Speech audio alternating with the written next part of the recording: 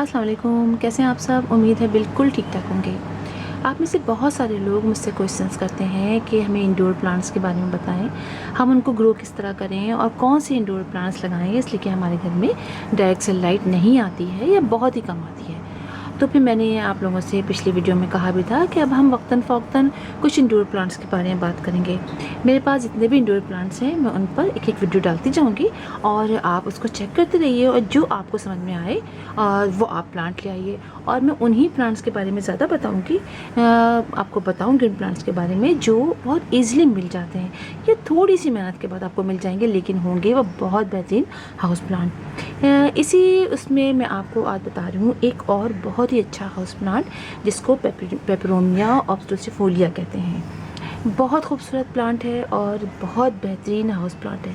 इसको baby rubber plant भी कहते हैं। इसके लीव्स आप देखिए बिल्कुल रबर प्लांट की तरह के होते हैं और इसकी जो क्वालिटीज़ होती हैं इस पेपरोमिया की वैसे बहुत सारे प्लांट जो होते हैं, वैरायटीज़ तो बहुत सारी पेपरोमिया की, और उन बहुत सारी वैरायटीज़ में से कुछ वैरायटीज़ ऐसी भी हैं जिनकी खसूसियत जो है वो सैकुलेंट से मिलती हैं। यानी वही सारी चीज़ें जो हम सैकुलेंट को जिस तरह हम रखते हैं बिल्कुल उसी तरह इन प्लांट्स उगते हैं। इन्हीं में ये बेबी रबर प्लांट जिसको पेपरोमिया ऑब्स्ट्रोसिफोलिया कहते हैं ये भी है। तो इस प्लांट के बारे में मैं आपको बताऊं कि ये एक बहुत इजी टू ग्रो प्लांट है और इसको डायरेक्ट सनलाइट पसंद नहीं होती है। अगर हम इसको डायरेक्ट सनलाइट में रख देते हैं तो आप ये देखिए कि जैसे मेरे ये लीव बर्न हो गए हैं। यहाँ पर जब मैंने रखा हुआ था तो शुरू में तो ये बिल्कुल इनडायरेक्ट सनलाइट में रहा, काफ़ी शेडी इलाके में रहा, यानी जहाँ पर नॉर्मली जो लाइट आती है उसमें रहा, तो ये बहुत अच्छा ग्रो कर रहा था। फिर मैंने इसको थोड़ा सा चेंज किया, दूसरी जगह रखा, तो आप देखिए कि शुरू में तो नहीं, लेकिन आहिस्ता आहिस्ता अब पता चल रहा है कि इसके बहुत सारे लीव जो हैं देखिए इसका रंग उड़ गया है, कुछ जल से गए हैं।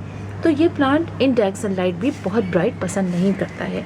सर्दियों की तो हल्की फुल्की सी इनडायरेक्ट सनलाइट जो ब्राइट है वो थोड़े अरसे के लिए बर्दाश्त कर लेगा, लेकिन जो ये वैरायटी है इसकी ये बर्दाश्त नहीं करती है। वेरीगेटेड वाली थोड़ी सी बर्दाश्त कर लेती है, वो भी सर्दियों की थोड़ी सी देर के लिए डायरेक्ट सनलाइट, ब्राइट सनलाइट या थोड़ी सी डायरेक्ट सनलाइट मिल जाए तो वो भी कर लेगी, लेकिन ये बिल्कुल बर्दाश्त नहीं करता है। ये प्लांट जो है बहुत आप समझिए वाटर का डिमांड नहीं करता है। आपने जब भी इसमें पानी डालना है, जैसे हम सेकुलेंट में पानी डालते हैं ना, चेक करके डालते हैं, बिल्कुल वैसे ही आपने इसको नीचे से इसकी सॉइल चेक करनी है तो आपने डालना है, पानी डालना है। और अगर आपको लगे कि पानी इसके अंदर है तो आप पानी फिर मत डालिए, बस चेक करके आपने डालना है। आप इसको ऐसी जगह भी अपने अंदर रख सकते हैं, अपने लिविंग रूम में जहाँ पर विंडो से इनडायरेक्ट सनलाइट आ जाती है, तो वहाँ ये बहुत अच्छा ग्रो करता है।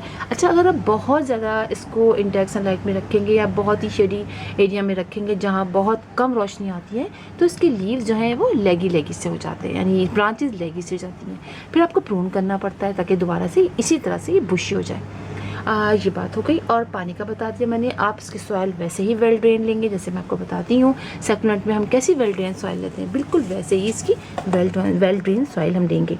अच्छा, दूसरी बात ये मैं आपको बताऊँ कि ये प्लांट जो है इस प्लांट को हम बहुत ईजिली प्रोपोगेट भी कर सकते हैं, ब्रांचेस से भी कर सकते हैं और इसके लीव से। जैसे हम सेकुलेंट की लीव लगाते हैं ना, हम सेकुलेंट की लीव यानी यहाँ से इसको, जैसे ये यहाँ से पूरा इसको कट कर लेंगे और उसको बिल्कुल वैसे जैसे सेकुलेंट को हम लगाते हैं वैसे ही हम इसको लगाएंगे।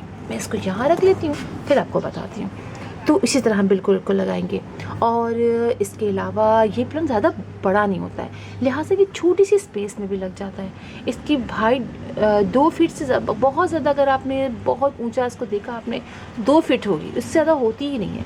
मुझे 2 फीट भी नहीं होगी, मतलब यानी इसमें जैसे बढ़ है ना थोड़ा सा ही और बढ़ जाएगा, बस फिर ऐसे मूव कर जाता है, नीचे की तरफ झुक जाता है, तो वो बहुत अच्छा लगता है। हैंगिंग बास्केट्स में भी ये प्लांट बहुत अच्छा लगता है। और वैसे भी ये आप देखिए इसमें रखा हुआ छोटी छोटी, आप इसको पॉट में लगा लीजिए, उसमें भी बहुत अच्छा लगता है। और आप देखिए कि इसके लीव्स बड़े खूबसूरत होते हैं, बहुत खूबसूरत लगते हैं। और वेरीगेटेड वाला भी इसका पेपरोमिया का प्लांट बहुत अच्छा होता है।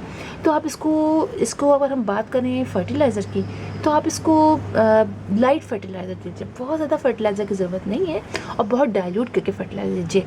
आप इसको NPK भी दे सकते हैं, आप इसको गोबर की खाद का फर्टिलाइज़र भी दे सकते हैं, और वो भी आप ऐसे दीजिए जैसे मंथ में एक दफ़ा आप दे दीजिए, और 15 डेज़ में देते हैं अगर आपने शेड्यूल बनाया हुआ है तो 15 डेज़ में, लेकिन डाइल्यूट करके दीजिएगा। बहुत ज़्यादा फर्टिलाइज़र इसको पसंद नहीं है, इसलिए कि अक्सर बहुत ज़्यादा फर्टिलाइज़र से ये प्लांट सूख जाता है।